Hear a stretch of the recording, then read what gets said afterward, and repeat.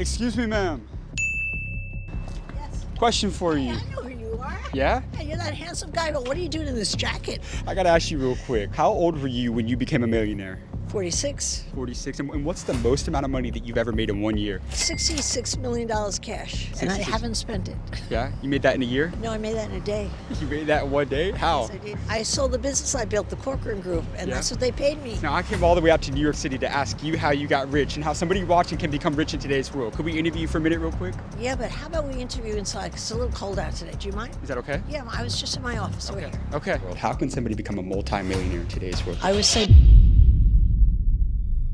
You guys, we just got to New York City and we're about to go meet up with and interview one of the most iconic New York City entrepreneurs of all time, Barbara Corcoran. A lot of you guys have seen her on Shark Tank, where she's investing millions of dollars into businesses. But a lot of you guys don't know that she herself is a New York City business mogul. In fact, a couple years ago, she sold a business for over $60 million. So we're gonna go meet up with Barbara and go figure out how she got rich, her secrets to becoming financially free, and how you can become wealthy just like Barbara in today's world. So let's go meet up with Barbara and go see what she has to say. Come on.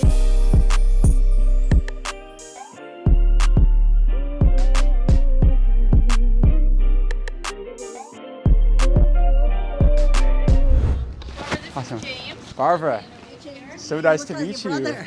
James. Where'd you get that coat? I Pretty think I got it from sassy. Zara. Thank you so much. I appreciate that. They have the best coats. They do have some High good low. coats. A lot of girls shop there. I don't Yeah. have a good taste enough to Yeah. shop there. Thank you for allowing us to come out here and interview you. We really I appreciate had it. no choice. They said you were coming over. Yeah, we're huge fans of yours, so it means a lot, really. We really appreciate You're doing a that. great job. Thank you. Have you I seen loved your Shaquille O'Neal interview. You like Shaq? I watch it like 5 times. I'm just locked on him. I wish he was my husband. Yeah, you like Shaq? I Yeah? love him and he loves me. Yeah, I love that. That's Yeah. awesome. But you know what? I said he did such a great job. I have to be better than him. I am competitive. Yeah, I love that. I love that. That's awesome. Who am I here with today? Barbara Corcoran, And for those that don't know, what industry did you decide to pursue a career in? real estate all the way, but I've recently been a shark on Shark Tank, all different industries. How did you even get onto Shark Tank? How does that work? What was that process? Oh, that was a weird ride. Well, I got chosen for Shark Tank. I signed the contract for Shark Tank. I got fired by Shark Tank, and I lost my seat and regained it before the first day I was on the set. It was a roller coaster ride. How'd you regain it?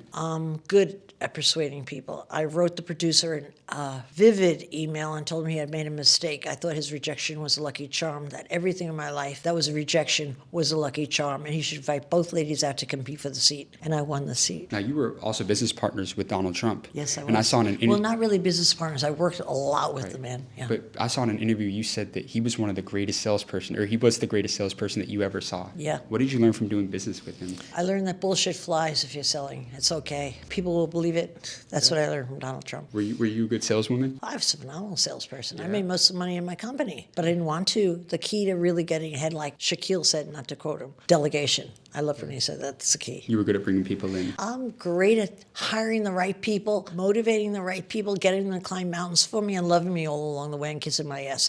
Come on, I'm good at people. I wanted to go back to that one. You said that it's okay for bullshit to fly a little bit. Can you kind of break that one down a little bit more? in Oh, depth? with the Donald Trump thing? Yeah. I learned from him that you could really just say what you want and somebody in the room's going to believe it. I used to think you had to be really buttoned up and good at what you were saying and state it exactly as it is. I learned from him you don't have to state it like it is. People will buy it. Now, let's say you have a prospective client who maybe they're on the fence. Maybe they're leaning towards a no. How do you get them over to a yes? What was your secret to sales? Part of it is I took the deal away, which is good because everybody always wants what they can't get their hands on. I would just say, gee, I'm so sorry. I heard somebody just took it. All of a sudden, they want the property. You know, I would investigate what the offers were and let them know that there were offers on the property. Urgency is a great motivator. And most importantly, I would listen to what they said they wanted, and I would read between the lines and know what they really wanted. Because buyers are liars. They don't mean to be, but they don't really tell the truth. And it's your job as a real estate agent, any middle guy making a deal, any negotiation, to figure out the truth of the deal. And Yeah. like you said, you kind of have to take some of that deal away. Well, you don't have to, but I found it was a very good trick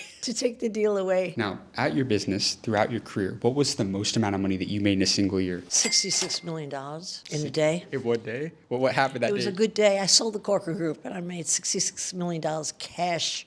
I put it in my checking account. So you sold a business for $66 million. Yeah, felt good. Now, as somebody who exited a business for over $60 million, you've been at the table with some very heavy hitters. What is your best negotiation advice for anybody in business? You've got to learn to listen. People are so busy talking, they miss the whole game. You got to learn to listen. The harder you listen, the better you are. far to make a deal. Is there anything specifically that you're looking for to be able to ask them questions about? Or like, could you kind of explain that? Because you hear a lot of successful people, they all say, we got 2 ears and 1 mouth, so we got to listen. What are you listening for exactly? I'm really always listening for the motivation. If you get to the motivation of a deal, you can make the deal, because you know what the real secret is, what pieces you have to put in place. If you don't know what's motivating that guy, it's just guesswork. Also, timing is so important. I remember I almost sold my business 1 year for $2 million. I turned it down. But 2 years later, I sold my business for $66 million. Timing is everything. Same business, same principle. Timing is everything. Guys, this interview with Barbara has been incredible, and we're about to get right back to the interview. But before we do that, I have a question to ask you. Are you struggling right now in your business or your career? Are you in the exact same position, the exact same place now that you were 6 months ago, a year from now, maybe even a couple years ago? You need to realize this sentence right here. Nothing changes if nothing changes. If you are still getting advice from the same people you have been for years that are not in the places that you want to be, you are never going to become successful. But a lot of you guys may ask, how do I actually find a mentor? How do I get around people that are in the places that you want to be? Well, I have something for you. So a couple months ago, I launched and built what has now become the greatest and the #1 community in the entire world for business owners and aspiring entrepreneurs. And you can see right here, guys, we're the #1 community for business, money, and entrepreneurship on the School platform. And the reason why we're the #1 community is because every single week, I bring in the multi-millionaires and the billionaires that I interview on this channel to directly mentor you and answer all of your questions about your career, your business, how to start and scale that company, how to market, how to sell. For example, I've had the CEO of 7-Eleven come in and mentor our community and answer your questions. I've had Myron Golden, one of the most iconic salesmen and digital marketers of all time, come in and mentor our community. How about even Stephen Klubeck, the billionaire that sold his company for $2.2 billion to Hilton? Guys, if you want to learn directly from millionaires and billionaires like this every week to help you grow your business, to help you leave that 9 to 5, to help you learn every skill that you need to become successful, waste no more time, go down to the link in the description of this video and you can join the community today for free. Come check it out. Come get mentored from a millionaire or a billionaire. I can't wait to see you on the inside. But with that being said, let's get back to the video. And that's another thing, because you hear a lot of successful people talk about how important timing is. What told you to wait to exit that business? Because you could have taken a couple $1 million and been comfortable for a while. For a year or two, that's about it. Yeah. What were you looking for in the market that told you, you know what, I'm going to wait and I'm going to exit this thing for way more? More money. I was looking for more money. If they had offered me $66 million, I would have sold it then, but they didn't. They offered $2 million. You started out in the real estate business with a $1,000 loan and you turned it into an absolute empire. What was your secret to creating wealth in real estate? Looking back at your career, going back to when you were starting out at 21 years old, what was your formula that you used to accumulate wealth in real estate? I had a vision that I was going to be the queen of New York real estate. I could see it. I could touch it. I knew what color clothes I was wearing. I could see it in living color. And it was always my guide. And I just believed it would happen. I just believed it would happen the whole time. How did you find that self-belief to go make millions of dollars? Because a lot of people, they doubt themselves. They struggle with kind of overcoming those limiting beliefs. How did you find that self-belief? Well, I had 22 jobs, and I knew if it didn't work out, I could always get my old job back. So that's pretty good. And I knew it was pretty happy poor, so that was no big deal. But I think I just saw it. I dreamed and I saw it, and I just believed it. I don't know. Maybe I shouldn't have, but I did. Now, were you primarily focusing on residential, commercial, or what was your vehicle? All residential in my business, yeah. Why residential? Because residential people need a place to live. I felt there was always a need for it. And through highs and lows in the New York City marketplace, people always need a place to live. So I figured I could always make a buck. So in 2025, what do you think is the best part of real estate people should be looking to buy? Let's say a young person, they've got 100 grand put to the side. They want to start making that money work for them. Where would you put that money in today's world? I would put in a 2-family house, live in half it, and get the other people, the suckers, paying the rent and paying off the mortgage. I think it's very important to get in the game early. I tried to get in the game when I was 27. I bought a studio in Greenwich Village, and in a month I got scared and I purposely failed the board. Do you know it took me 8 years to catch up to the market? I couldn't afford the market. You have to get in the game early so you have a chit to trade up on. Now there's that saying that concentration builds wealth. Hey, can you slow down a little? Yeah, I got you. I know, I'm coming no, rapid fire. I'm only kidding. You're rapid fire for sure. It works. This is amazing though. So there's a saying that concentration builds wealth and diversification keeps it. At what point do you think an entrepreneur should diversify, or are you just a proponent of just going deep and going all in on one thing? I don't really believe in that bullshit of diversification because it doesn't work for me. I do what I do well. I, of course, invest in all kinds of businesses, but I only invest invest in the kinds of people that I think I can make money with. I judge the entrepreneur. It's pretty simple. I look at the entrepreneur and I think it's a great entrepreneur, it's a great business, and it always is. But if you were starting over again in 2025, what industry would you get into in today's world? Let's say somebody, they're coming out of school. What industry would you get into in 2025? Probably not the smartest industry to decide this way, but I would decide on something I loved. When you have a passion for your business or your product, you always do well. So I would go in the flower business. I've never been in the flower business. I'd like to give it a hand. I like that. Do you? Yeah. I'll give you free flowers. I'll take them happily. I'll take them happily. You're known for spotting winning entrepreneurs. Yes. What's the number one trait that you look for in somebody, a founder, that tells you that person's going to be successful? You want to invest in them. Somebody who's going to get it back up. The only difference between good people and phenomenal people is the ability to get back up. So I'm always looking for that trait. If I have that trait and that guy's got fire in his belly or that girl has fire in her belly, I've got a winner. Is that innate, do you think, or can you develop that over time? Or do you think that you're either born with it or you're not? I think it can be developed or exaggerated, but I think a lot of it is you're born with it. Not everybody's a salesman. You have to be a salesman to be an entrepreneur. You have to sell your product. You have to be a salesman. You have to judge people well. You have to make the right calls. You have to have a good acumen for business. There's a lot that goes into being an entrepreneur. It's not born with a lot of people. Was there an investment you made that surprised you? Oh, yeah. Oh, Tell me the story. I bought a 12-unit motel in the countryside. I actually bought it for my ex-husband, which was a mistake. He did nothing with it. But the people had positioned it as a great rent roll, a nice, juicy rent roll. Once I got in there as the owner, I found out no one had paid their rents in 2 years. I buried it 1 year later with a bulldozer, and it was the right thing to do. I lost some money. Goodbye, money. I never made that mistake again. So you've lost some money before. I always lose money. Who cares? It's all a long game. It's like what you get in the end, what you do in the meantime,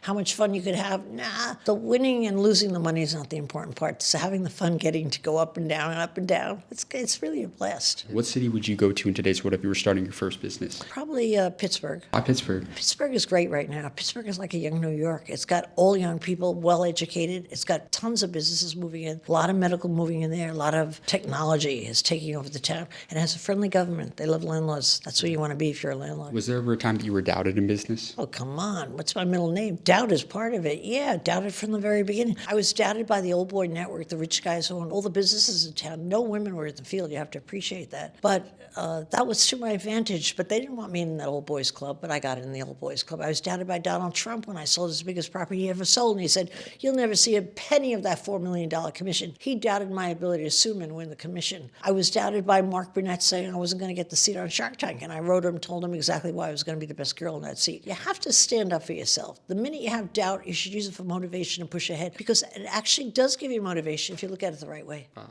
that was incredible. Yeah? Yeah. You're a schmoozer. Get that in the tape. You're a schmoozer. Yeah.